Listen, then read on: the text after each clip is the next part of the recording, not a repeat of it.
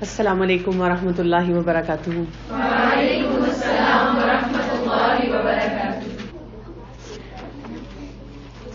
Nahmaduhu wa nusalli ala rasulihil kareem, amma ba'd, fa'auzu billahi minash shaitanir rajeem, bismillahir rahmanir rahim. Rabbi shrah li sadri wa yassir li amri wahlul uqdatan min lisani yafqahu qawli.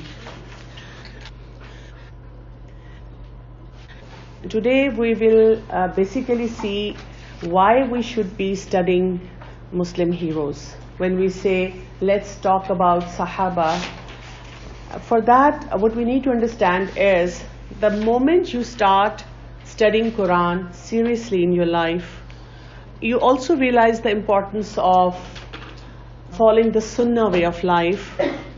Like the Prophet ﷺ has to be gaining the utmost importance in my life. Once you're sitting in this class, you're so much pumped up. There is this high flush and gush of Iman. Yes, let me just go home and today I'm going to practice this trait. I'll do sabr, I'll work on my salah, I'll work on my relationships, I'll do this and I'll do that. But the moment you go back, everything which was so crystal clear in your head while you were attending the Quran class gets so much into that gray area. Or you come across your friends, your cousins, people around you, even media, and that moral compass that you thought was totally fixed, totally correct, totally guiding you in your classroom environment is not working anymore. And you are like sort of looking around for the solutions. And then somebody comes up and tells you, listen, when you're especially giving examples from Quran, and then you are giving examples from the life of the Prophet ﷺ. So the people would tell you, listen, he was a prophet. He was at that supreme rank. We are like common people. We are weak. We cannot match any action with him. And that's when we get confused. That's when we sit and we realize, yes, that's right. It is so difficult for me to practice religion when I am into my day-to-day dealing. So that's where we pause, we stop, and we feel that shoot in our graph for the Iman suddenly dropping dead. And we're getting confused. And then people are cornering us with questions. And we don't know how to apply things in our life anymore and how to respond to those questions, how to answer those questions. So that is why it is important that we study the life of those people who were in the times of the Prophet ﷺ, were the common people like us. Every day they had similar challenges of morality, of materialism, of their career choices, of their relationships. And while they were making all those struggles, how they picked the right things. That's what we are going to determine for ourselves. And you will also find out how closely they were connected to Quran and Sunnah. How they actually worked on these two areas. Because there is a hadith in which the Prophet ﷺ said, the gist is, I'm leaving with you these two things. If you hold on to them, you won't go astray. What are those two things? Quran and Sunnah. So basically, when we read about our living legends, we find out in our day-to-day life, how do we hold on to Quran and Sunnah? In any difficult and tricky situation, in any smooth situation, when there is rain, when there is spring, when there is autumn in our life, when there are thunders, when somebody is shaking us, when we are happy, how to have that stability for now and ever, and how to then look back to those references again and again. Because many times when we study about these Sahaba and Sahabiyat, the companions of the Prophet ﷺ, we go more for the technical thing. I do believe that we should be looking into all the hardcore facts related to their life. They are important because the more you get to know a person, the more you feel associated, take the impact from that person. But most important thing is how we feel touched and connected by them.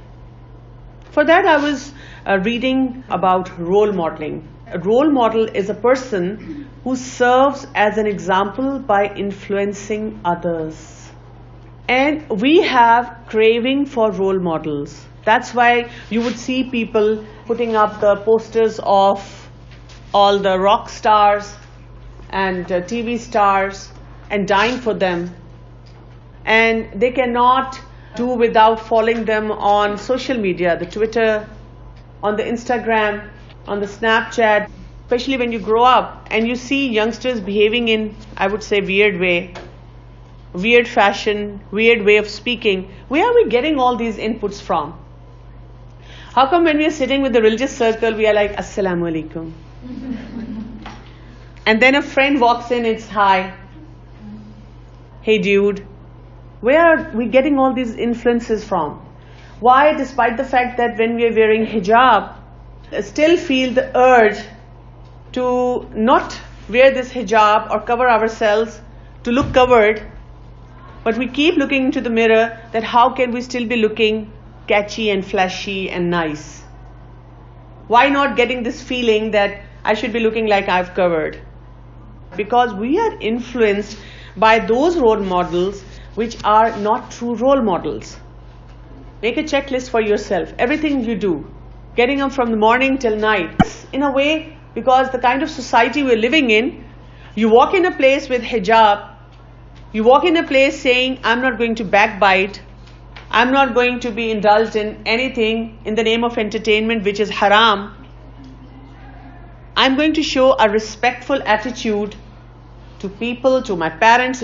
If someone is sitting, the gang is sitting and they're like, God, my mom is crazy, my mom does that, my dad does that, I can't tolerate my sister, she gets on my nerves.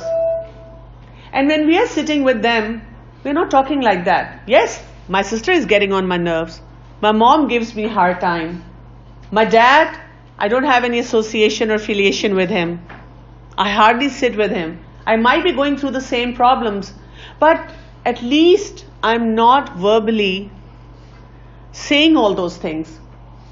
I'm not talking about those issues like that. So what happens is that people will discard you. Many times we're trying to fit in, and that is why we're making all those remarks. We're saying all those things. Sometimes our inside tells us, don't do this. It's not right. You just today did this lesson. Remember this verse. You have pop-up of verses coming in your head. But still, you end up making wrong decisions. What we see is the people who are backbiting, who are lying, who are wearing less and less of a dress, who are in hijab, but the hijab is so attractive, the purpose fails, who are in the marketplaces, hand slapping, enjoying their life, and they're getting rewarded, they're getting applauded, clapped for. So ultimately what happens is that you very subconsciously start modeling their behavior. That's what the psychologists say. They say, research says one way people become ethical leader is by having in that balance of relationships and also your ibadah.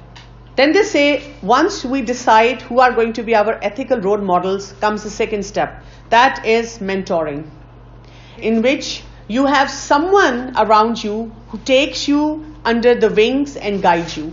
Who could be the best mentor? Parents. And again, we run miles away from the parents. We love that home alone concept. Your mom says to you in a very dukhi tone, Beta, I have to go to Lahore for 5 days. And inside you say, yes, Ammi koi baat nahi, I will manage. And we immediately text our friend, she's going, liberty for 5 days. Third is, they say, when you observe the top managers. Who could be that? If you have the right teachers. So if you're offended by them, because they're telling you something which is right, they're guiding you, they're stopping you, they're trying to bring you in a certain parameter, that means you're distorting your own image of role model. So starting from what we learn from Quran and Sunnah, the life of the Prophet ﷺ, then the Sahaba, then coming to your parents, and then moving on to your teachers. Everyone has to be ethical over there. And once you'll start seeing those ethics in the place, inshallah you will find solutions to many problems that you're facing. Because what we are learning from Quran and Sunnah, it does have an impact on our heart, but when we don't see the right role models, or we don't pick the right role models, that's where the problems start. So if we look at the lives of the Sahaba, what do we need to understand? Sahaba, they were the first believers. They were the first respondents, and they witnessed Islam in the most pure and original form. It's like many of you would say, I'm the first one in the family. Then you would say, I'm the first one wearing hijab. I'm the first one who is becoming regular in salah among my friends. I'm the first one who gave up on music. I'm the first one who controlled my social media among my friends. See? That feel is important, because the moment you witness Islam in a more pure and original form, and you feel you're the first one, you shouldn't feel like a victim. Because many times we sit with someone and we say, "Main bichari, let me tell you my story. There was so much fun in my life. And then suddenly, I came to this class. And then I had so many problems and pressures." I mean, we don't talk about our success. We don't talk about it in a thrilling manner. You know, I'm the first one. There are so many inspirational messages that we learn from the life of Sahaba, like how to develop the right connection with Quran and Sunnah, the obedience to Allah subhanahu wa ta'ala, or following the Sunnah of the Prophet sallallahu alaihi wasallam, then obedience to parents, then the criterion for true friendships, where to draw the line. Let's do a little activity over here. I want you to make a pie chart of relationships. In a typical day, how much time you are giving to different relationships. Like you're a daughter, you're a student, and you're a sister, you're a cousin, you're a probably neighbor. What else? Wife. And be honest with yourself. Okay, done? What do you see? Do you see there are areas which needs fixing? Yes. Draw another pie chart in which try to see how you can fix it. Where you need to give a little more time, and from where you can cut out some of the time. For each relationship that you've written, write one best thing that you do, that you invest in that relationship. What are your struggles after drawing this pie chart and writing these down? What do you feel are your struggles? Anyone wants to share? Spending quality time with family these days. Okay, spending quality time with family these days. What else? Managing the time. Managing the time. To reduce the sleep.